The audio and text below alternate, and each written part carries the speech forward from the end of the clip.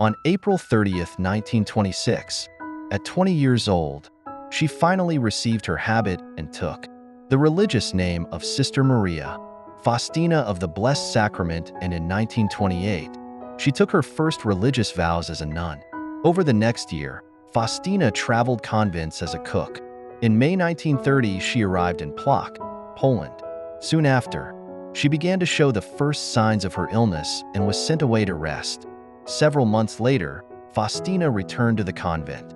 On February 22, 1931, Faustina was visited by Jesus, who presented himself as the King of Divine Mercy, wearing a white garment with red and pale rays coming from his heart. She was asked to become the apostle and secretary of God's mercy, a model of how to be merciful to others, and an instrument for re-emphasizing God's plan of mercy for the world. In her diary, Faustina writes, "In the evening, when I was in my cell, I became aware of the Lord Jesus clothed in a white garment. One hand was raised in blessing, the other was touching the garment at the breast. From the opening of the garment at the breast there came forth two large rays, one red and the other pale. In silence I gazed intently at the Lord. My soul was overwhelmed with fear, but also with great joy.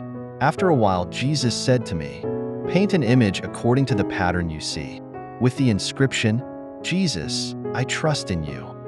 Faustina also describes during that same message, Jesus explained he wanted the divine mercy image to be solemnly blessed on the first Sunday after Easter. That Sunday is to be the Feast of Mercy. Faustina, not knowing how to paint, asked around her Plock convent for help but was denied. It wasn't until 3 years later, in 1934, that the first painting of the image was created by Eugene Kazimierowski. In 1932, Faustina returned to Warsaw. On May 1, 1933, she took her final vows in Lejniki and became a perpetual sister of Our Lady of Mercy. After taking her vows, Faustina was transferred to Vilnius, where she met Father Michael Sapako, the appointed confessor to the nuns.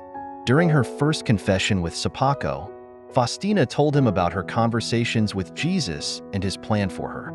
Father Sapako insisted she be evaluated by a psychiatrist. Faustina passed all the required tests and was determined sane, leading Sapako to support her religious efforts.